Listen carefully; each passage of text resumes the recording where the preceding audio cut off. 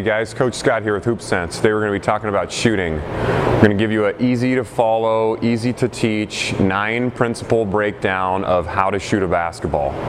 All right, our first principle is our feet. Now, this has been debated by a lot of coaches.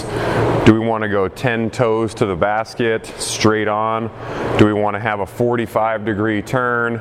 Are we somewhere in the middle? For us here at HoopSense, we teach a turn. It doesn't necessarily have to be 45 degrees versus 30 degrees, wherever the player is comfortable. But the reason we do this is because it allows our shoulder to move more freely, all right?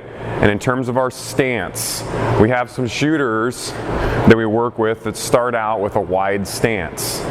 Now, we prefer a narrow stance. The reason this is it's the most efficient stance you can have, not only for walking or running, but jumping primarily. If I was to do the vertical jump right now, and I was to stand like this, and then jump up in the air, I'm not going to get as much power as I could if I had my feet more narrow and then I jumped. The way we teach this to our players is we have them just walk. We have them walk about 2 or 3 steps and then we stop.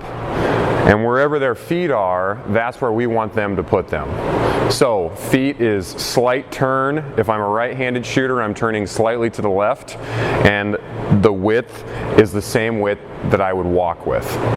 All right, second principle is our head. This is something that doesn't get talked a lot about when we're teaching the shot, but we really stress the importance of having a slight tilt up with our head. Now, the reason we do that is because it relaxes our shoulders, it provides a little bit of a curve in our spine, and that allows our shooters to have good trajectory upward. If I'm looking straight forward or even just right at the bottom of the rim, what happens is my shoulders come forward a little bit, and it doesn't allow me to relieve the stress that I need to go up and really have a good trajectory on my shot. So the way we teach this is we have them step about 5 or 6 feet away from the rim. So walk out about 5 or 6 feet. They need to be able to clearly see the top of the backboard when they go to shoot the basketball. Now, all that is a slight change. If I'm staring at the rim right now, all I have to do to get up a little bit towards the top of the backboard is move about 1 inch up. So when I go to shoot, I need to make sure that I can see the whole top of the backboard, and that's going to allow me to get the proper relaxation I need to get the proper trajectory on my shot. All right, principle 3 is our hands. Now this is where we get into talking about what a lot of coaches like to call the shooting pocket. When you see coaches talk about the shooting pocket, they tell their players to get their hand behind the basketball and into this loaded position like this as soon as they catch the basketball. Now what that does for a player is it stresses their entire upper body. And most importantly, it stresses their wrist all the way up to their shoulder. And that's the last thing we want to do before we go to shoot a basketball. At HoopSense, we teach hands on the sides of the basketball. Now, for a lot of you, that probably sounds really strange. It's like, how am I going to get from here to my shot? Well, that'll come later in our other principles. But when our hands are on the side of the basketball, it allows us to move the basketball in the center of the body, and this is the motion that kids need to learn in order to get the ball up to what we call their tabletop. So hands on the side of the basketball. Second part about the hands is that the pressure has to be very light. You can do whatever you want in terms of dribbling and catching and being strong and really squeezing the basketball, but when you go up and you start to move up into your shot, you have to have very, very minimal pressure on the basketball, or else you're going to be tensing everything in your body and you're not going to get good repeatable results. So 2 keys to hands are hands on the side of the basketball and very minimal pressure. All right, next principle is our chest. Once again, something that when I'm watching the shot being taught, I don't see a lot of people talk about chest position before we shoot a basketball. What I mean by chest position is when I catch the ball and I'm getting ready to shoot, before I go into my shooting motion, my chest must be leaning forward. And what happens then is my head is actually past the basketball. So if you look at this from a side view, when I get into my shot, before I ever even start my shooting motion, my chest is forward leaning, my head is out over the basketball. So if I drew a line straight down, my eyes would be looking past the basketball. Now, the reason we do this is because naturally as humans, our butts weigh quite a bit. So when I bend my knees and my butt goes back, in order to counterbalance that, my chest has to lean forward. So if you have kids in your program who, even if they get really good knee bend, but their chest is straight up and their head is behind the ball, this is really bad for pressure's sake in terms of our ankles and our legs and our hips. So we really teach a lot of preparation when it comes to getting our chest forward. Coming into your shot, we don't mind if they go 1-2 or bunny hop, but whatever it is, when that ball comes to them and they catch, when they look down, they have to be able to see past the basketball. And we really hammer this in. All right, next principle is our arms. If you remember back when we talked about our hands, I said that this is a really important motion for kids to be able to understand, because when we get to our arms principle, we need to have almost a mirror on both sides with our left and our right arm as we start our shot up into our shooting motion.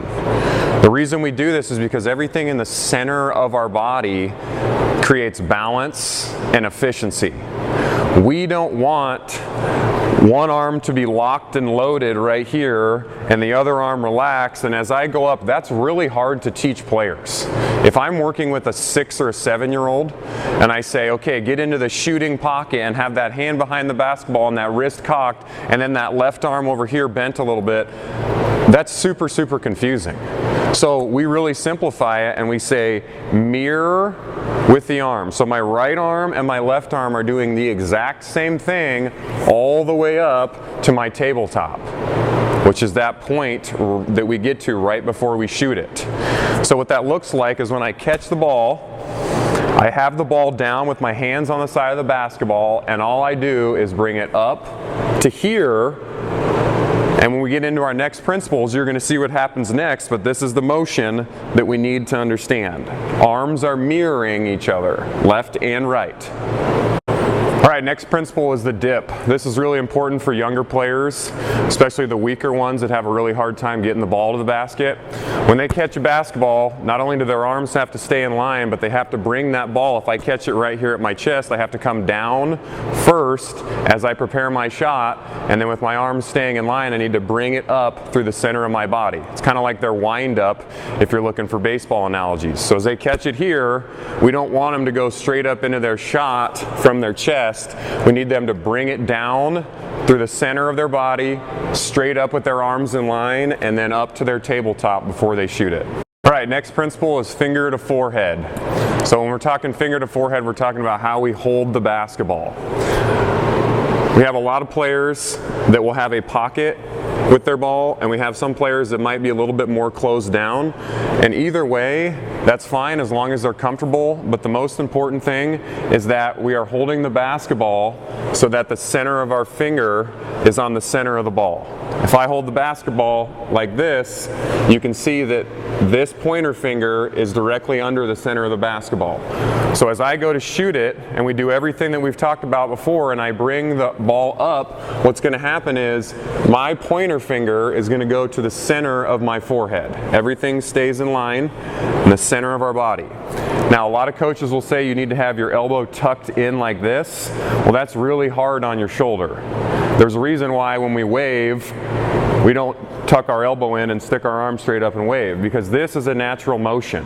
So don't worry if their elbow is out slightly. The most important part is that we get that ball up, finger to forehead, and this is our tabletop. And then from there, we can execute our last principles and we can go up and actually shoot the basketball. All right, next principle is the offhand pressure and slide. Now for younger players, this is one of the harder principles to master, because what has to happen is the ball stays on my shooting hand in the same exact spot the whole time. So if I have a basketball here, all I have to do is turn it over to my tabletop, and I'm in the right position to shoot. The ball never moved in my hand.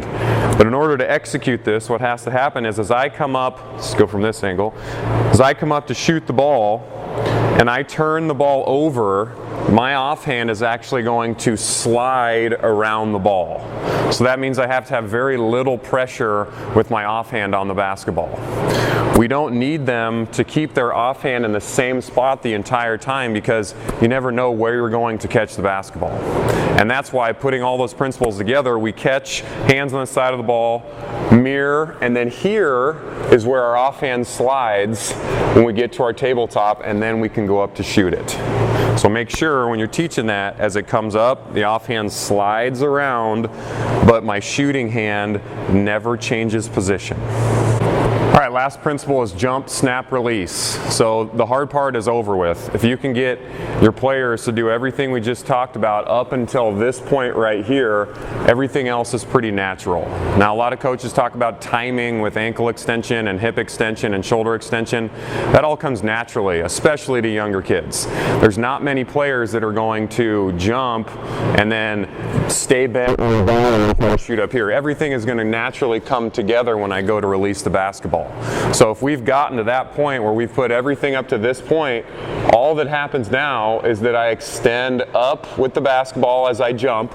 I only need to jump about 2 or 3 inches off the floor, especially for a set shot.